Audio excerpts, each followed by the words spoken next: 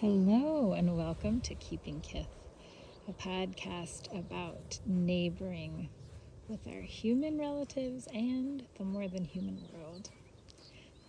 This week, I am keeping Kith with, I think, what very well may be the cutest Kith keeping I've done so far. If you are watching the video, then you see this tiny white baby polar bear of a puppy sitting in the tall green grass.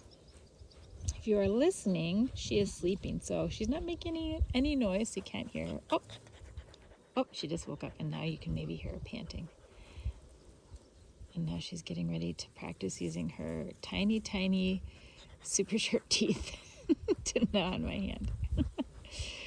So this is Margaret. Margaret is a Great Pyrenees puppy, and she has just joined us. She's been with us for about 30 hours. And she is going to be taking over as our sheep guard dog. Not for a while yet. She's going to have to grow into those responsibilities. But for now, she's just adorableness, and she's providing all kinds of cuteness therapy. And she is still in the rumbly, tumbly, sleepy stage of puppyhood, which is, of course, much like the newborn phase of babyhood, such a delightful time, and so much fun to get to keep Kith with. Because really, there is very little that is more adorable than puppies, and Great Pyrenees puppies are just, I don't know, really, I mean, honestly, what puppy is not adorable? Great Pyrenees puppies, though, something about, I guess, the looking like baby polar bears. There's something about that just, it's almost too much to bear. So anyway, I am not meaning for these episodes to have so much sort of like happy sadness and sad happiness in them, but also that is just really this summer. Spring and summer have just been defined by me feeling like I'm getting just pendulumed between just the hardest things and the most beautiful things. And sometimes they're the same thing, but it's like, I kind of keep trying to find ways to describe it, but it's definitely expanding my sense of my own self and what it's possible to be feeling in any given moment. Anyway, so I'm saying that in the context of Margaret the puppy, because almost to the day that we brought Margaret home, our Great Pyrenees dog Ellie died, and we knew that was coming. Ellie was really old. She had an absolutely wonderful life. She was just the best dog you can imagine, like from start to finish. Oh gosh, she was a good dog and just did such a good job for us. Like, I don't know what we would have done without her all those years. And she's in some ways utterly irreplaceable, and yet we do need another livestock guard dog. So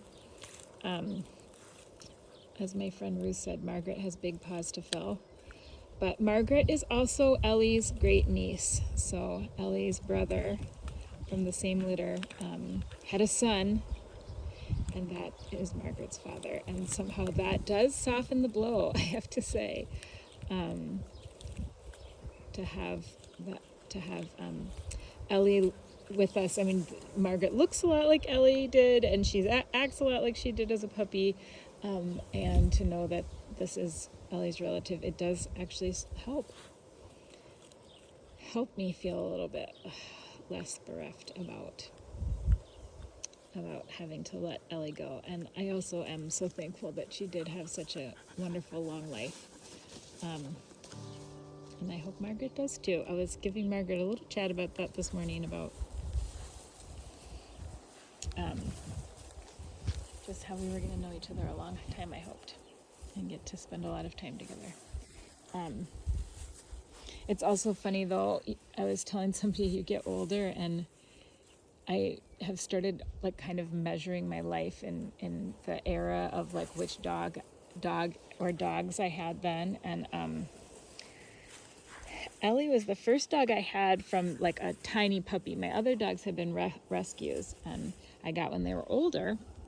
But Ellie was the first dog I got when she was a puppy. And so I didn't actually know anything. I'd had dogs, but I'd never had a puppy, so I didn't know really how to have a puppy. And so she was a great first puppy to have, though. She made it really easy on me.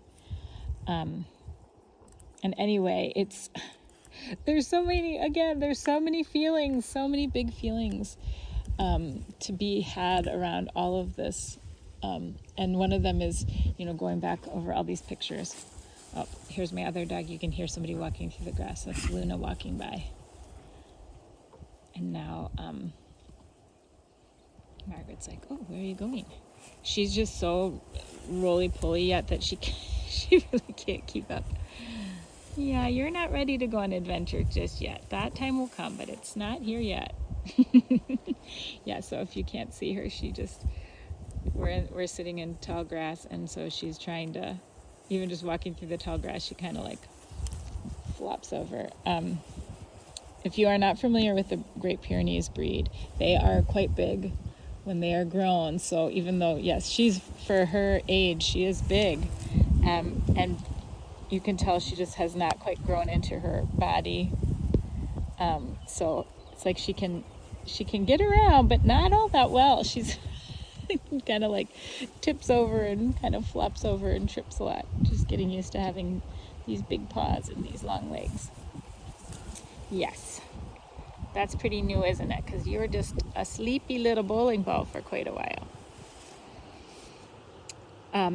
Anyway, so going back and looking at all these pictures of Ellie also meant going back and looking at all these pictures of my kids when they were small, and just like Ellie went, anytime we'd go hiking on the ranch, or like if I'd take the kids out camping in the pasture, or like just all the things we did when they were little on the ranch, Ellie is there, every single picture. She was never, if we were out, she was with us, watching out for us, keeping track of where we were, making sure that we were okay. And when it was happening, it was sweet, but like looking back at all of those years of her gentle presence, it just even felt more like I just felt so sort of blessed and honored to have had somebody keeping watch over us. And I think, like I said, I appreciated it at the time, but I appreciate it even more now, looking back on it all together, all those memories strung together, and just, what a gift she was to us. And what a gift Margaret is. Because it's true. Oh dear. All right, and I brought my guitar out because I was going to sit and practice guitar, let Margaret sleep in the grass. Oh dear, but now Margaret's chewing on the guitar. Which also, that's one of the main memories I have of Ellie as a puppy, is that she was like the most destructive dog, and still to this day. So I imagine Margaret will be too, just because, again, Great Pyrenees, they're big dogs, they're very strong, and when she was sort of like learning her body, like she just would destroy things, not even on purpose, just because she just didn't realize it, kind of I think that is the plight of the gentle giant, isn't it? Not quite knowing your own strength. So she really liked to chew, for some reason, wood and like wood furniture, and she would just like she could chew a chair to bits in like no amount of time. He'd come back and he'd be like, oh my gosh, that chair is just pieces of a chair now. It was pretty impressive. So anyway, I'm probably going to keep this episode short. I'll add one more thing, which is that I just had the most magical weekend in Vermont, actually, at this amazing place called Knoll Farm and I got to spend time as part of a retreat with the Interwoven Institute, and I'm going to put links to both those places, the Interwoven Institute and Knoll Farm, in my show notes, just because I feel like anyone who listens to me and appreciates my work would love both of these organizations and would appreciate knowing about both of them. But suffice to say, it was much like the Moth conference I went to earlier this summer. It was just a reminder that there are just amazing people doing amazing work all over the place, and it just feels like these points of light, and to find I was describing it as an outpost, to find these little outposts. It's so, for me personally, it's so helpful.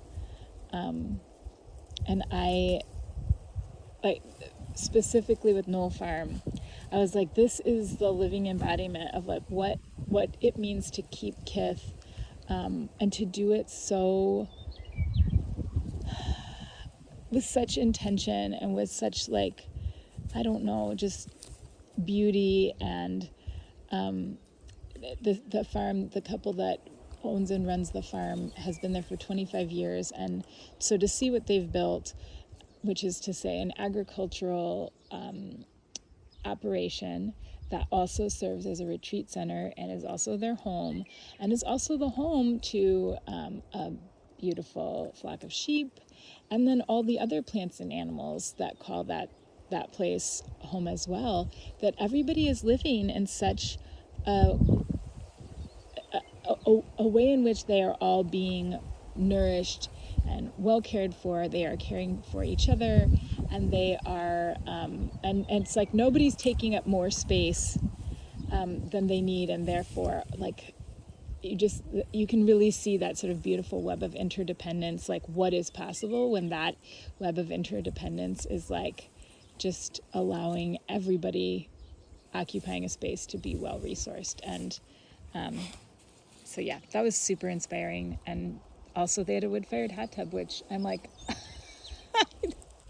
I don't know how I've gone this long without a wood-fired hot tub, because there's maybe nothing better in the whole world than to be out under trees and stars at night and sitting in warm water. The smell of a fire burning nearby, it was just wonderful. So anyway, I felt really thankful to be there and had such a wonderful experience. And yeah, I hope you all are getting to enjoy summer. The summer solstice has come and gone, which means now we are officially in midsummer. So yes, much love to you all. I hope you have a wonderful week of keeping Kith.